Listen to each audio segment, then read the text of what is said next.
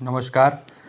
આપણે આગળ દાખલા જોઈએ એમાં અહીં આગળ આપણને આપેલ આકૃતિમાં એક ઓ પી બી ક્યુ એક ચતુર્થાંશ આપણને આપેલ છે. એની અંતર્ગત એક ચતુષ્કોણ એક ચોરસ ચતુષ્કોણ ઓ એ બી સી આપેલ છે.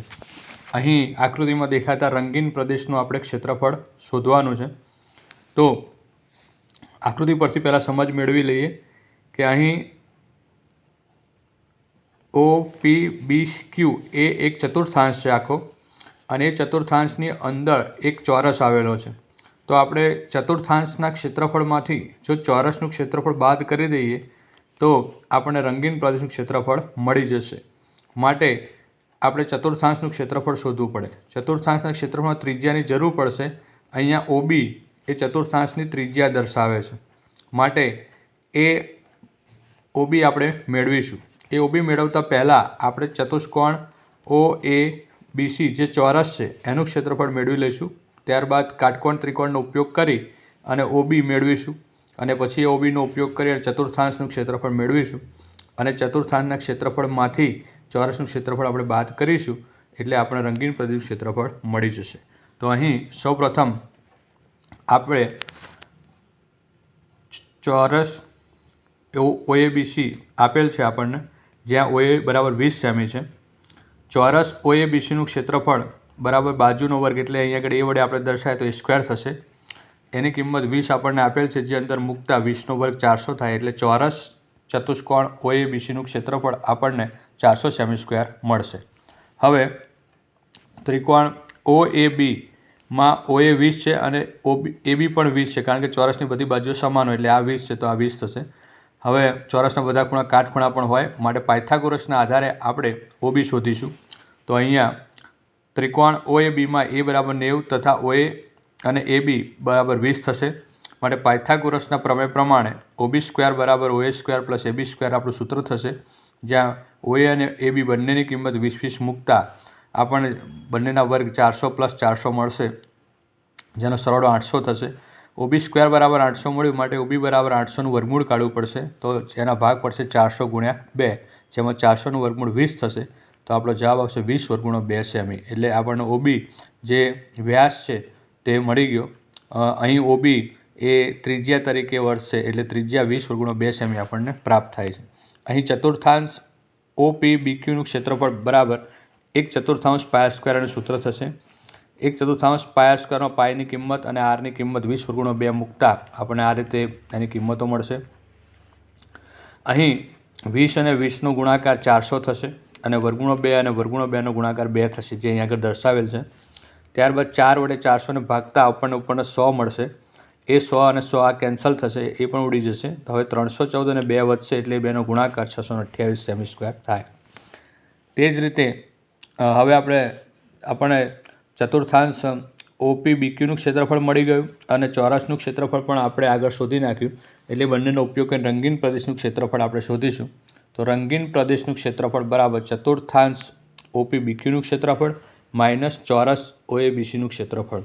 એટલે બંનેની બાદ બાકી કરીશું. 628 માઇનસ 400 એટલે આપણને 228 મળશે. આમ રંગીન પ્રદેશનું ક્ષેત્રફળ 228 સેમી સ્ક્વેર થાય. હવે બીજા દાખલાની અંદર અહીં આકૃતિ પરથી પહેલાં આપણે સમજ મેળવી લઈએ. અહીં O કેન્દ્રિત વર્તુળની અંદર બે વૃત્તાંશ આપણને આપેલા છે, OAB અને બીજો વૃત્તાંશ OCD. અહીં મોટો વૃત્તાંશ OAB જે છે એની ત્રિજ્યા 21 સેમી છે, અને નાના વૃત્તાંશની ત્રિજ્યા 7 સેમી છે OC. તો અહીં અને ખૂણો 30 છે. તો અહીં આપણે નાના વૃત્તાંશનું ક્ષેત્રફળ શોધીશું અને મોટા વૃત્તાંશનું ક્ષેત્રફળ શોધીશું, અને બંનેની બાદ બાકી કરીશું તો રંગીન પ્રદેશનું ક્ષેત્રફળ આપણને મળી જશે. તો અહીં મોટા વૃત્તાંશ OAB માટે R1 બરાબર 21 સેમી લઈશું, અને થીટા બરાબર 30 સેમી લઈશું. અને નાના વૃત્તાંશ OCD માટે આપણે R2 બરાબર 7 સેમી અને થીટા બરાબર 30 લઈશું. માટે સૂત્ર પ્રમાણે રંગીન પ્રદેશનું ક્ષેત્રફળ બરાબર મોટા વૃત્તાંશ OABનું ક્ષેત્રફળ માઇનસ નાના વૃત્તાંશ OCDનું ક્ષેત્રફળ. બંનેના સૂત્ર મૂકીશું આપણે. પાય R1 સ્ક્વેર થીટા આપણ 360 માઇનસ પાય R2 સ્ક્વેર થીટા આપણ 360. બંનેમાંથી પાય થીટા 360 સરખું છે એટલે કોમન કાઢી લઈશું આપણે. તો આ રીતે કોમન નીકળશે પાય થીટા अपन 360 અંદર વધશે અહીંયાથી r1² અને અહીંયાથી r2² એટલે r1² માઇનસ r2² વધશે. હવે દરેકની કિંમત મૂકીએ. પાયની કિંમત મૂકીશું 22/7, થીટાની કિંમત મૂકીશું 30/360 તો છે. r1ની કિંમત મૂકીશું 21, r2ની કિંમત મૂકીશું આપણે 7. હવે 21નો વર્ગ માઇનસ 7નો વર્ગના પૂર્ણ વર્ગના તફાવતની રીતે આપણે ભાગ પાડીશું, એકવાર માઇનસ અને એકવાર પ્લસ. તો 21 - 7 અને 21 + 7 પડશે. હવે 21માંથી 7 જાય એટલે 14 વધશે. અહીંયા 21 + 7 28 થશે. હવે સાદુરૂપ આપીશું આપણે એટલે 7 × 28 અહીંયા ઉડી જશે. 4 વડે 36 ઉડાડીશું એટલે 9 આવશે. આ 0 0 અહીં ઉડી જશે અને 3 વડે 9 ઉડાડીશું એટલે 3 આવશે. એટલે 22 અને 14નો ગુણાકાર 308 થશે. નીચે 3 વધશે એટલે આ રીતે આપણે 308/3 સેમી સ્ક્વેર જવાબ મળશે. હવે દાખલા નંબર 15. દાખલા નંબર 15ની અંદર આપણને એક આકૃતિ આ રીતે આપેલી છે. એમાં રેખાખંડ BC જે છે એ મોટા અર્ધવર્તુળનો વ્યાસ છે એવું અંદર આપેલ છે અને ACPB એ ચતુર્થાંશ છે. એટલે અહીં આગળ આપણે ચતુર્થાંશનું ક્ષેત્રફળ શોધીશું અને એમાંથી ત્રિકોણનું ક્ષેત્રફળ બાદ કરીશું. લઘુવૃત્તખંડ PBCનું ક્ષેત્રફળ આપણને મળશે. જે લઘુવૃત્તખંડ PBCનું ક્ષેત્રફળ આપણે અર્ધવર્તુળના ક્ષેત્રફળમાંથી બાદ કરીશું તો આપણને રંગીન પ્રદેશનું ક્ષેત્રફળ મળી જશે. તો એના માટે આપણે સૌપ્રથમ ચતુર્થાંશ ABPCનું ક્ષેત્રફળ મેળવીશું.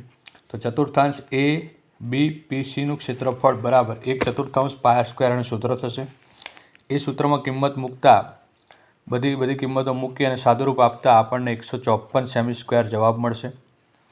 હવે ત્રિકોણ BACમાં એ કાટખૂણો છે માટે તેનું ક્ષેત્રફળ શોધીશું આપણે. ત્રિકોણ BACનું ક્ષેત્રફળ બરાબર 1/2 પાયો ગુણ્યા વેધ એ સૂત્ર લઈશું. તો અહીં આગળ AB અને AC પાયોને વેધ થશે. એની કિંમત 14 આપેલ છે અંદર. તો 14 મૂકતા સાદુરૂપ આપતા આપણને એનો જવાબ 98 સેમી સ્ક્વેર મળશે.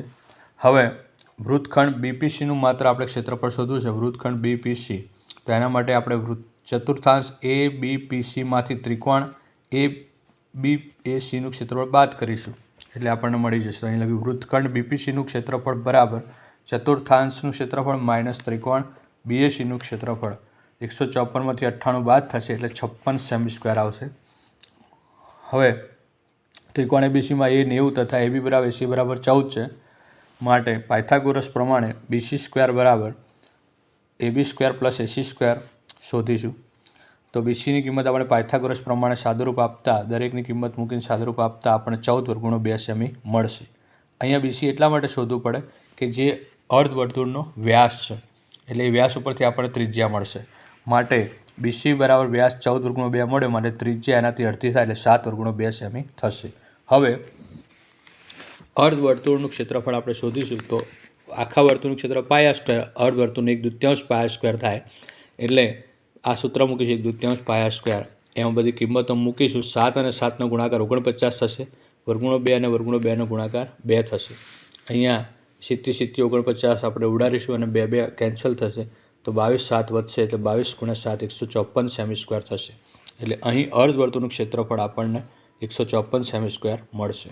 હવે રંગીન પ્રદેશનું ક્ષેત્રફળ શોધવા માટે રંગીન પ્રદેશનું ક્ષેત્રફળ બરાબર અર્ધવર્તુળનું ક્ષેત્રફળ માઇનસ વૃત્તખંડનું ક્ષેત્રફળ કરવું પડશે. અહીંયા આકૃતિ ફરી એકવાર જોઈ લઈએ આપણે કે આ અર્ધવર્તુળ છે આખું, એમાંથી આપણે વૃત્તખંડનું ક્ષેત્રફળ બાદ કરીશું એટલે રંગીન પ્રદેશ બાકી રહેશે. માટે આનું સૂત્ર આ રીતે બનશે રંગીન પ્રદેશનું ક્ષેત્રફળ બરાબર અર્ધવર્તુળનું ક્ષેત્રફળ માઇનસ વૃત્તખંડનું ક્ષેત્રફળ. તો 154માંથી 56 બાદ કરીશું તો 98 સેમી સ્ક્વેર આપણો જવાબ આવશે. 98 સેમી સ્ક્વેર આપણને પ્રાપ્ત થશે. હવે આ એક 16મો દાખલો છેલ્લો દાખલો.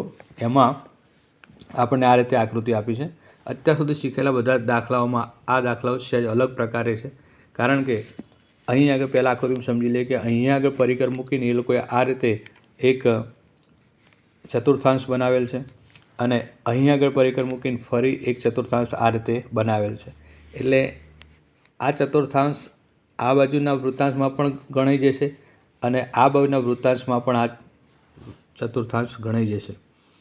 એટલે આપણે આ જે રંગીન પ્રદેશ છે એ રંગીન પ્રદેશ સાથે ચોરસનું ક્ષેત્રફળ જે છે એ વધી જશે એટલે આપણે આ રીતે ગણતરી કરવી પડશે એની કે અહીં આર બરાબર 8 સેમી છે ચોરસની બાજુ, અને ચોરસની જે બાજુ છે એ ત્રિજ્યા થશે કારણ કે અહીંયાથી આ રીતે એ લોકોએ વૃત્તાંશ દોરેલ છે, એટલે આર બરાબર 8 સેમી થશે. માટે 2/4 કુલ ક્ષેત્રફળ આપણે શોધીશું. 2/4 એટલે આ બાજુનો ચતુર્થાંશ અને પેલી બાજુથી આ બનતો ચતુર્થાંશ, એટલે બંને ચતુર્થાંશનું કુલ ક્ષેત્રફળ શોધીશું. 2 × 1/4 પાય સ્ક્વેર. ચતુર્થાંશ શોધવાનું સૂત્ર 1/4 પાય સ્ક્વેર છે, પરંતુ અહીં 2/4 છે એટલે આપણે 2 વડે ગુણેલા છે આગળ. હવે સાદુરૂપ આપતા આપણે 704/7 સેમી સ્ક્વેર જવાબ મળશે. હવે આ બે વૃત્તાંશનું જે ક્ષેત્રફળ બે ચતુર્થાંશ ભેગા કરવાથી જે ક્ષેત્રફળ આપણને મળ્યું એ ચોરસના ક્ષેત્રફળ કરતાં વધી જશે, કારણ કે 1/1 2 વાર ગણતરીમાં આવે છે. એટલા માટે આપણે બે ચતુર્થાંશના કુલ ક્ષેત્રફળમાંથી ચોરસનું ક્ષેત્રફળ બાદ કરીશું એટલે રંગીન પ્રદેશનું ક્ષેત્રફળ આપણને મળી જશે. એટલા માટે અહીં આગળ ચોરસનું ક્ષેત્રફળ આપણે શોધી કાઢીએ. બાજુનો વર્ગ બરાબર 8 એની બાજુ આપેલ છે એટલે 8 નો વર્ગ 64 સેમી સ્ક્વેર થશે. માટે રંગીન ભાગનું ક્ષેત્રફળ બરાબર 2/4 ક્ષેત્રફળ માઇનસ ચોરસનું ક્ષેત્રફળ. તો બસ 704/7 64 બાદ કરીશું, 7 લસા લઈશું એટલે 64 જોડે ગુણાશે એટલે 448 આવશે. 704 448 બાદ કરીશું એટલે 256/7 સેમી સ્ક્વેર મળશે. આમ આપણે રંગીન પ્રદેશનું ક્ષેત્રફળ શોધી નાખ્યું કે જેનો જવાબ આવશે 256/7 સેમી સ્ક્વેર.